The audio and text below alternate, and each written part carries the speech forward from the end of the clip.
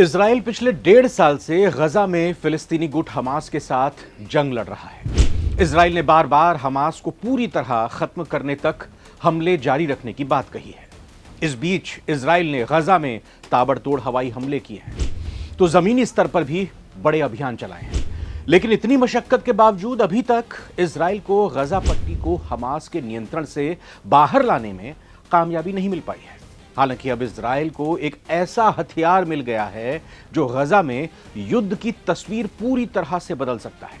Israel को यह हथियार बिना ड्राइवर के चलने वाला बुलडोजर मिला है। नमस्कार, बहुत बहुत स्वागत है आप सभी का। नवभारत टाइम्स पर आप सारी दुनिया देख रहे हैं। मैं रविंद्र सिंह आपके साथ। बिल्कुल ठीक उसी तर्ज पर जिस तरह से उत्तर प्रदेश की योगी आदित्यनाथ सरकार का एक एक्शन देश के कई राज्यों में सरकार के लिए नजीर बन गया है, क्या यह बुलडोजर इजराइल के लिए भी नजीर बन सकता है, हमास का काल बन सकता है? दरअसल सीएम योगी आदित्यनाथ ने अपराधियों पर लगाम लगाने और कानून व्यवस्था को बनाए रखने के लिए बुलडोजर को एक प्रभावी हथियार के तौर पर पुलिसिंग के साथ जोड़ा। उनका यह प्रयोग इतना कामयाब रहा कि उत्तर प्रदेश में करीब 3.5 दशक बाद साल 2022 में एक सरकार को लोगों ने रिपीट कर दिया। अपने तेज तर्रार बयानों के लिए प्रसिद्ध सीएम योगी ने कानून व्यवस्था पर प्रभावी लगाम लगाने के लिए कई बड़े फैसले भी लिए। हालांकि सुप्रीम कोर्ट की तरफ से इस बुलडोजर एक्शन पर लगाम लगाने के बाद से इस मामले में कुछ कमी देखने को मिली, लेकिन अवैध अतिक्रमण के मामलों में कार्रवाई लगातार जारी है। बात अब इजराइल के बुलडोजर की करते हैं। इजराइल के बुलडोजर के लिए क्या अड़चनें आ सकती हैं? क्या यह हथियार भी इजराइल के लिए हमास के खिलाफ कारगर साबित हो सकता है? इजराइल का हथियार बिना ड्राइवर के चलने वाला बुलडोजर है। इस बिना ड्राइवर के बुलडोजर को इजराइल ने गजा में उतार भी दिया है। क्या ये रोबोट बुलडोजर यानी बिना ड्राइवर का बुलडोजर गजा को फतह करने की इजराइल की इच्छा को पूरा करने में कामयाब हो पाएगा? क्या हमास इस रोबोट बुलडोजर का कोई तोड़ निकाल पाएगा? इस सवाल का जवाब शायद नेतन्याहू और उनकी आर्मी भी चाह रहे होंगे, क्योंकि प्रयोग अभी उनकी तरफ से किया गया है। जल्द ही उनको इसका जवाब मिल सकता है जब ये बुलडोजर एक्शन में गजा में देखने में आएगा। Israel website times of Israel की एक रिपोर्ट कहती है कि इजरायली डिफेंस फोर्स यानी आईडीएफ गजा में बिना ड्राइवर के चलने वाले बुलडोजर का इस्तेमाल कर रही है। इस बुलडोजर का नाम रॉब डोजर है। ये D9 बुलडोजर का रोबोटिक वर्जन है, यानी D9 बुलडोजर जिसमें ड्राइवर हुआ करता था, ये रोबोटिक वर्जन है, इसमें ड्राइवर नहीं होता। इसे काफी दूर बैठकर ऑपरेट किया जा सकता है। ऐसे में इस पर हमला होने की स्थिति में, यानी इस बुलडोजर पर, इस ड्राइवरलेस बुलडोजर पर अगर हमला किया भी जाता है तो सैनिकों की मौत का खतरा नहीं होगा। मतलब जिस तरह से आसमान में ड्रोन बिना पायलट के दुश्मन की सीमा में घुसकर उसका बड़ा नुकसान कर सकता है, उसी तरह रॉब डोजर दुश्मन की जमीन में घुसकर, और वो भी बिना किसी सैनिक या ऑपरेटर के, दुश्मन के खेमे के अंदर घुसकर बड़ा नुकसान पहुंचा सकता है। ये रोबोट बुलडोजर टैंक की तरह मजबूत है और इन्हीं तमाम खूबियों के चलते इजराइल की सेना ये मानकर चल रही है कि हमास के लिए इसका सामना और इसे रोकना आसान नहीं होगा। अब इजराइल एरोस्पेस ने इस रॉब डोजर को जो बनाया है, ये कितना कारगर है, ये कितना सटीक है? दरअसल जैसा हमने पहले आपको बताया, D9 बुलडोजर जिसमें ड्राइवर हुआ करता था, ये रोबोटिक वर्जन अब आ चुका है। इसका नाम रॉब डोजर रखा गया है। इसे इजराइल एरोस्पेस इंडस्ट्रीज ने तैयार किया है। सभी एक्सपेरिमेंट्स में कामयाब होने के बाद इसे हमास के खिलाफ आईडीएफ के अभियानों के लिए अब तैनात भी कर दिया गया है। सिर्फ इतना ही नहीं, इजरायली सेना गजा के अलावा लेबनान में भी इसका सीमित यानी लिमिटेड इस्तेमाल कर रही है। अब इजराइल की सेना का यह भरोसा और विश्वास ही तो है जो रॉब डोजर की अहमियत को दर्शाता है, जिस तरह से इसे अलग अलग फ्रंट्स पर युद्ध क्षेत्र में उतार दिया गया है। अभी हाल ही में अमेरिका के अलबामा में एक सैन्य प्रदर्शनी हुई, एक एग्जीबिशन लगी। सैन्य साजो सामान वहां पर थे। रॉब डोजर को भी वहां पर प्रदर्शित किया गया, रखा गया सामने इसकी खूबियां दिखाने के लिए। इस दौरान सैन्य विशेषज्ञों ने इसकी जमकर तारीफ की। रक्षा क्षेत्र के विशेषज्ञों का कहना है कि रॉब डोजर फ्यूचर में युद्ध के तौर तरीके पूरी तरह से बदल कर रख देगा। यह युद्ध को पूरी तरह इंसान से मशीनों पर शिफ्ट करने वाला हथियार साबित हो सकता है। अब रॉब डोजर का इस्तेमाल कैसे होगा? कैसे यह सैनिकों का कम नुकसान होने से रोकेगा और ज्यादा से ज्यादा तबाही दुश्मन के खेमे में जाकर कर सकेगा। इजराइल की सेना कई सालों से D9 बुलडोजर का इस्तेमाल अभी तक करती आ रही है। इजरायली आर्मी सड़कें बनाने के लिए और मलबा कचरा वगैरह हटाने से इसे यूज करती है।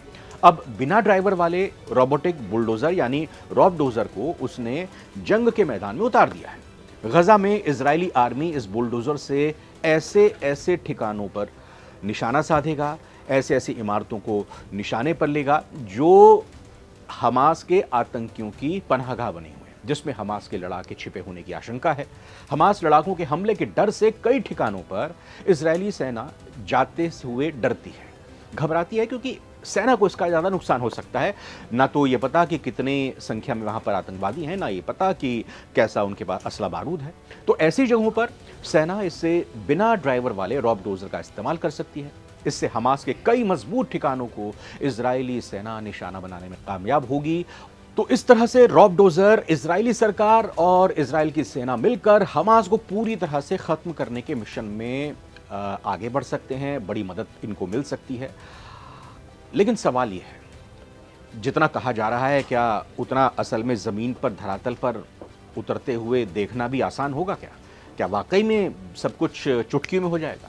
एक्सपर्ट इस बात को स्वीकार कर रहे हैं कि ये टेक्नोलॉजी जो है ये युद्ध के भविष्य को बदल कर रख सकती है। हाँ, बिल्कुल ऐसा हो सकता है। अब हम अपने देश भारत का ही उदाहरण लेते हैं, जहां कश्मीर में आतंकवादियों के छिपे होने की जानकारी मिलते ही भारतीय सेना उन्हें चारों तरफ से घेर लेती है और सैनिकों को कम नुकसान पहुंचे, जो कि जरूरी भी है, इसके लिए बड़ी फूंक फूंक कर धीरे धीरे ऑपरेशन को अंजाम दिया जाता है।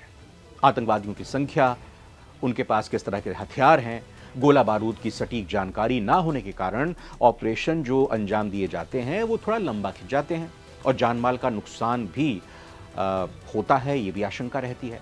और इसीलिए बहुत ही एहतियात बरत कर ये ऑपरेशन अंजाम दिए जाते हैं, जो काफ़ी दिनों तक आगे खिंच भी जाते हैं। मान लीजिए ये रॉबडोजर अगर ऐसे ही किसी कश्मीर के ऑपरेशन में इस्तेमाल में लिया जाए तो कम समय में एकदम ना के बराबर नुकसान के साथ और दुश्मनों के छक्के छुड़ा सकता है ये रॉबडोजर। तो देखा जाए तो ये युद्ध के मैदान में एक बड़ा गेम चेंजर साबित हो सकता है, ना सिर्फ इजराइल में बल्कि बाकी और भी देशों में जो इस टेक्नोलॉजी को या तो अपने लिए बना लेता है या फिर इजराइल की इस टेक्नोलॉजी को वो हासिल कर लेता है। हालांकि इसके इस्तेमाल को लेकर कई सवाल भी हैं।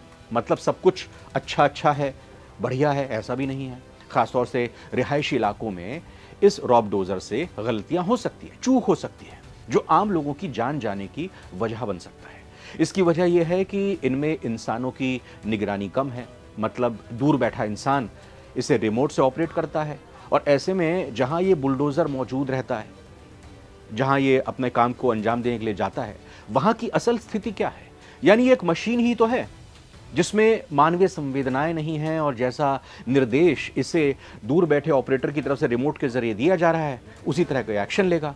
ऐसे में इसके इस्तेमाल के लिए मानवाधिकार कानून यानी ह्यूमन राइट्स इश्यूज आड़े आ सकते हैं। सेना के रिटायर्ड अधिकारी और शोधकर्ताओं का कहना है कि इजरायली आर्मी पहली आर्मी है जो युद्ध के मैदान में रिमोट से चलने वाली मशीनों और हथियारों का इस्तेमाल बड़े पैमाने पर कर रही है। खासतौर से रॉबडोजर का जंग के मैदान में इस्तेमाल एक बहुत बड़ा बदलाव है। इससे काम भी अच्छे ढंग से हो रहा है और सैनिकों को इससे खतरा भी कम हो रहा है, उनका खतरा भी काफी घटा है। तो थोड़ा अब रोबोटिक हथियारों की भविष्य की भी बात कर लेते हैं। क्या भविष्य में बड़े पैमाने पर इन हथियारों को बनाया जाएगा? बड़े पैमानों पर क्या इसका इस्तेमाल किया जाएगा? अमेरिका के वेस्ट पॉइंट स्थित मॉडर्न वॉर इंस्टीट्यूट के जॉन स्पेंसर, उनका कहना है रोबोटिक हथियारों का इस्तेमाल हालिया समय में बढ़ा है, ड्रोन का चलन तेजी से बढ़ा है। अब इजराइल रॉबडोजर जैसी तकनीक लेकर आया है। हालांकि अभी किसी युद्ध में सीधे तौर पर इसका इस्तेमाल नहीं किया है, लेकिन साफ है कि यह बहुत ही अनोखा है और युद्ध क्षेत्र का यह भविष्य साबित हो सकता है। ये रिपोर्ट सारी दुनिया की आपको कैसे लगी जरूर कमेंट कीजिएगा और साथ ही साथ लाइक करेंगे तो ज्यादा से ज्यादा लोग इस वीडियो को देख पाएंगे। फिलहाल navbharattimes.com की इस रिपोर्ट में इतना ही। नमस्कार।